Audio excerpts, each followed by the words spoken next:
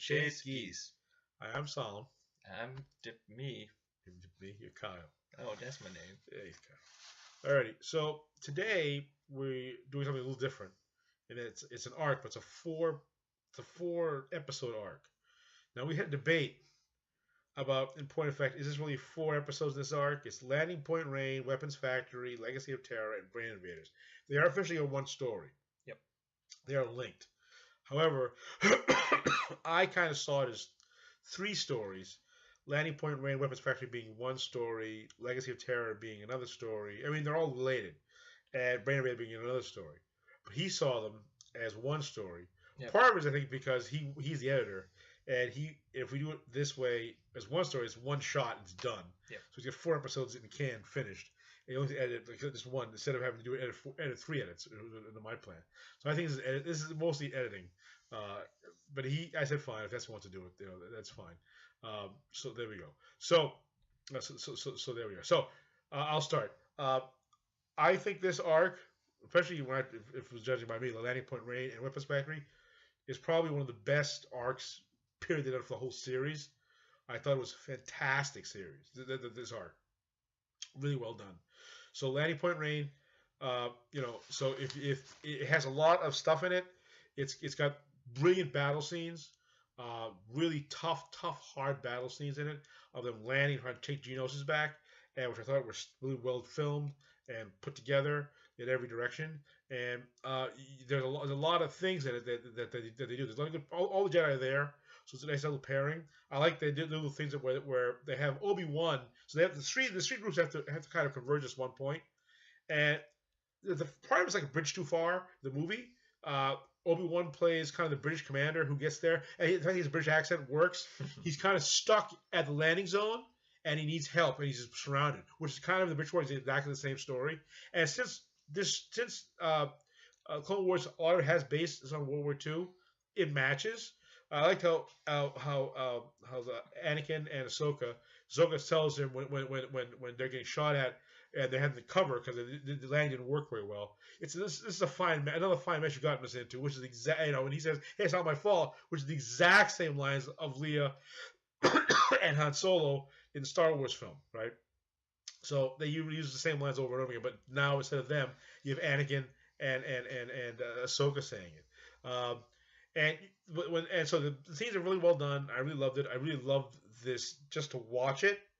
It's well done.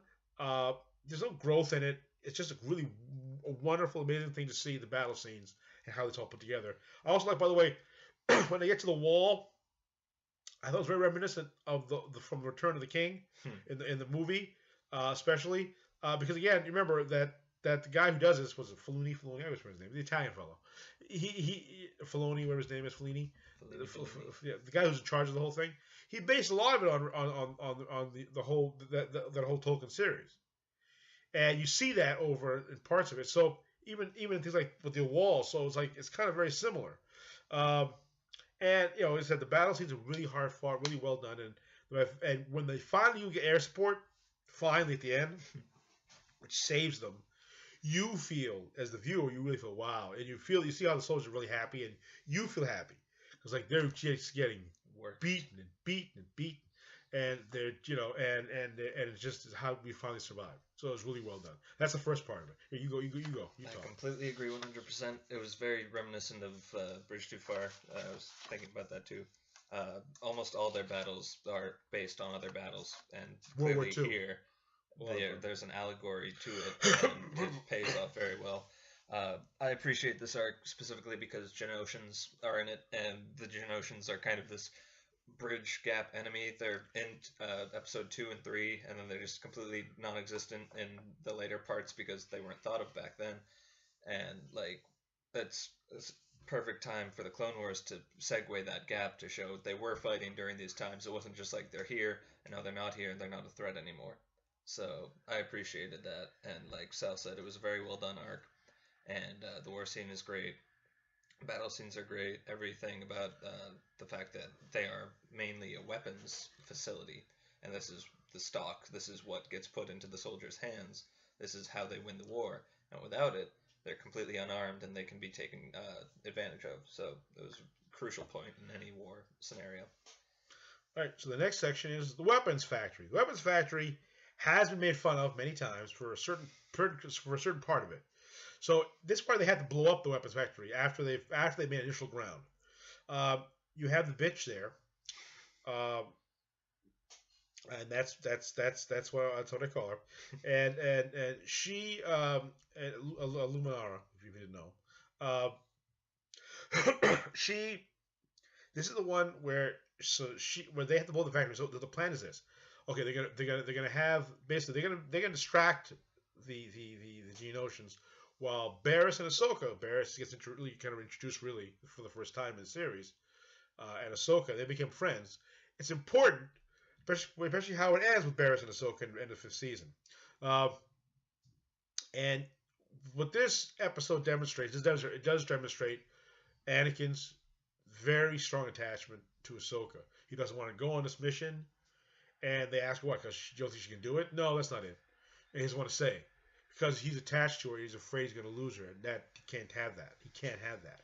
So you see that, and you also see the difference between again Ahsoka, how she and her master behaves, which they argue. They they have this brother sisterish kind of relationship where they snipe at each other. No other, if you look at all they don't, no other Padawan and Master have this kind of relationship, but it's a very informal relationship where there's no big walls between the two of them. So Ahsoka feels perfectly comfortable arguing with him. Whereas if you and then and as they're walking up to meet them, Luminara has her usual comments about they're fighting. This is how they get along. They fight. This they fight. And then when they meet, Barris bows and she's very respectful and she's very quiet. And Ahsoka's very very plain. Puts out her hand, says how are you doing, that kind of thing. So you can see and they make a reference to the fact. Obi-Wan makes a reference to the fact in this episode how look you're not understanding that how much you're rubbing off on her. She's very informal. And she has become she was before, but she's now become very informal as well. So the kind of that wall that they have between the Padawan and the Master, which exists very much so, doesn't exist there at all. And so what's been made fun of relentlessly is, of course, this specific dialogue that bitch has with Anakin after Barrett. They don't lose, but Barris and Ahsoka are trapped. They may not be able to get out. She is willing to, I feel the life force fading, and she's willing to basically concede them, and she's trying to, check out of them. Bye-bye. And Anakin is beyond his size. No, we gotta fight to the end to get them. And of course, in the end, he's right. Just so we're clear on that. Because they ain't dead. They ain't dead. They're just under a lot of bulges. But the Jedi are so passive in this way that they're willing to give up people who are alive. Now, if you go online, that little conversation, that part what Luminara had done, has been made fun of 1,000 times because why are you giving up on these? But again, it shows the passivity. But you can be so passive that it's bad, where you're willing to give up the fight before you should, because there's no reason to give up on them yet. And Anakin doesn't. And by the way, and Ahsoka doesn't either. Ahsoka, whereas when you go down in the mines where they're trapped, we're down in the hole there. Barris gives up, just like her master would.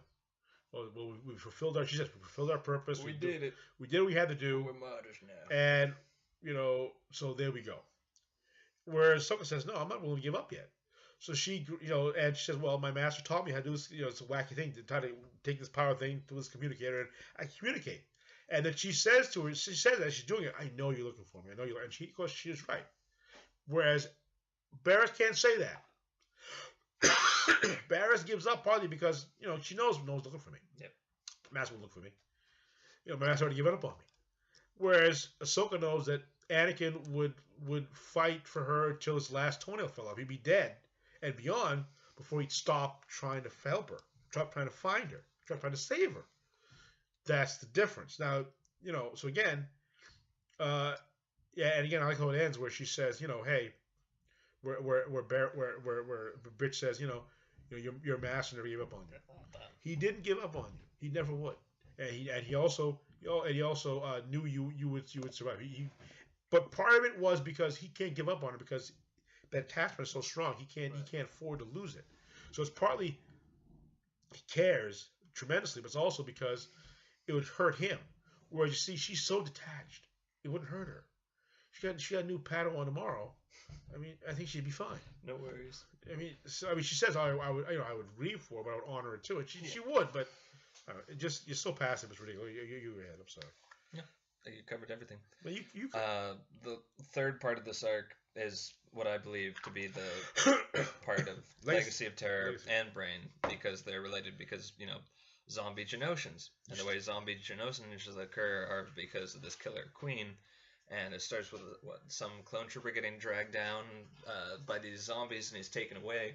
And everyone's like, well, there's still people on this planet. We've won. We've destroyed the factory, but we're still going to investigate this problem. So they go in and go deep into the caves.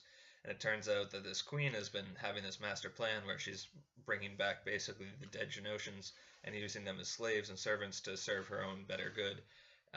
Or greater good, and what she does is she gets captured, the bitch gets captured, and she is taken hostage or whatever, and they're about to put in the brain slug, and of course Anakin and Obi-Wan have this great pandering back and forth, where they're basically saying, well, we don't really care, let's investigate and figure out how the brain slug works, we're really interested in that, not saving her life, and she gets freaked out, and they're having a grand old time with her futility.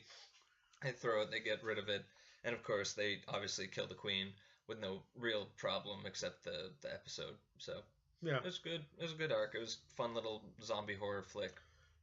I liked the episode a lot. One last thing about the previous episode, just so you know, Barrish said when they met Rex, she called him Captain Rex, whereas Ahsoka called him Rex. I just put that out there again because it's an informality that they're trying to show in the character. That's all. As far as the Legacy of Terror, I liked it a lot. I said I enjoyed how they did it.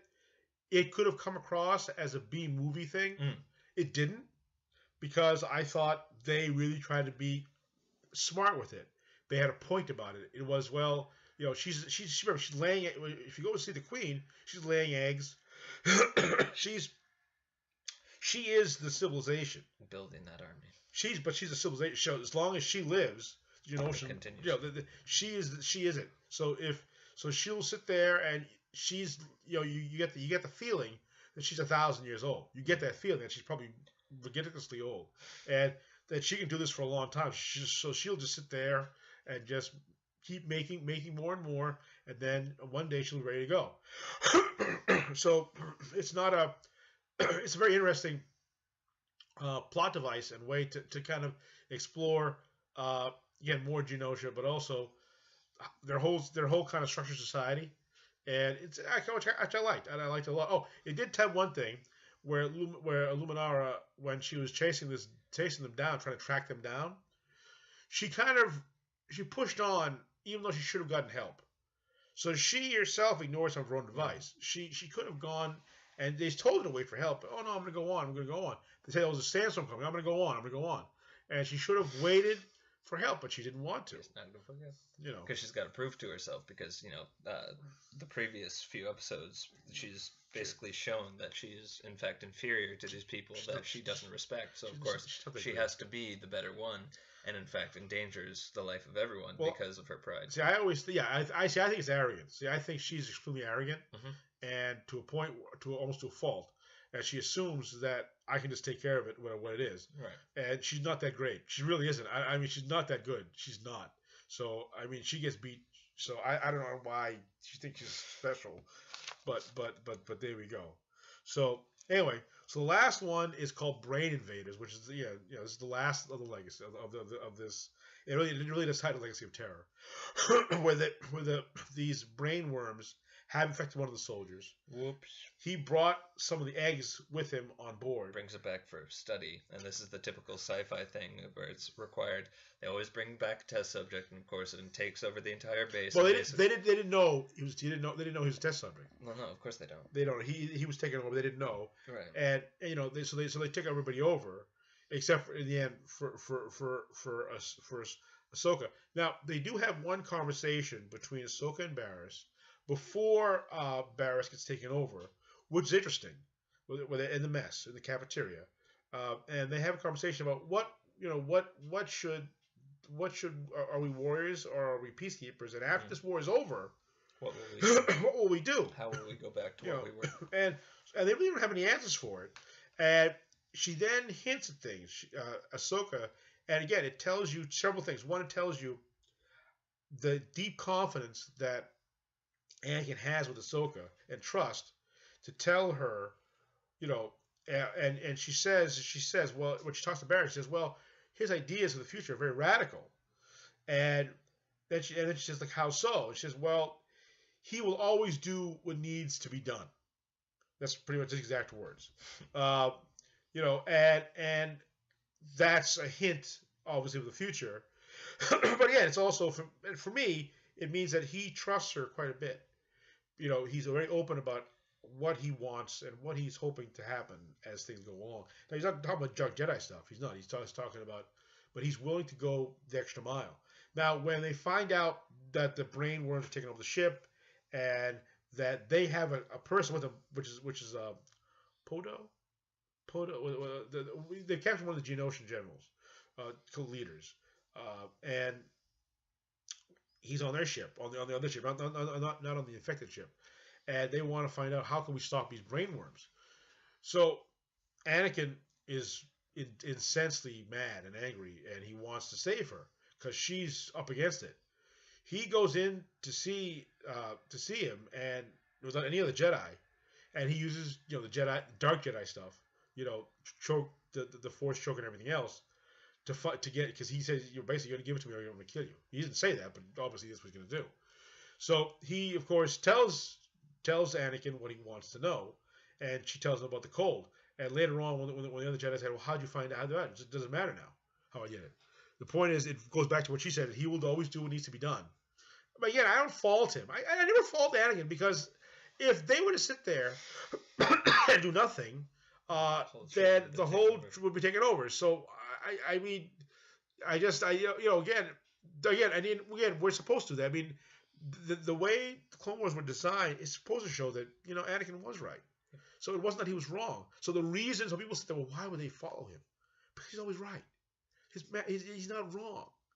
He's not crazy trying to save Ahsoka. He's not crazy trying to do any of these things. He's not. So it's interesting. Ahsoka does have one thing where she has to decide whether to kill Barriss or not, and she makes a decision not to. She, again, it shows her nature. Now you have to ask your question, of course, if that had been reversed, if Anakin had been it, because but not necessarily. If that had been Ahsoka, would Anakin have done it? I say no. Not Anakin. If Barriss hadn't been infected and Ahsoka had, Barriss would definitely have killed Ahsoka. Oh yeah. I'm talking about what Anakin would have done. That's my thing. But anyway, so what you have anything to add to that episode? 4 to 5 are great episodes. I thought they were. I'm giving it a 5. Now I don't give the last one necessarily a 5. I probably give it maybe a 4 or maybe a 3. But I liked it though. But I think it would be a disservice to the arc, especially the first one, the first two, especially the first one. The first one, the landing Point Rain at Point Rain was insane. You can watch that a bunch of times. It's fantastic television. So I would feel a disservice not if I did that. So I'm giving the whole thing a 5, and there we go. Next week we're going to do Grievous Intrigue, which I've just seen already actually. Again, it's a typical Grievous thing. There we go. All right. Well, there we are. You did like this episode. So for all of us here in this place, take care. Goodbye. Till next week. Right, bye-bye.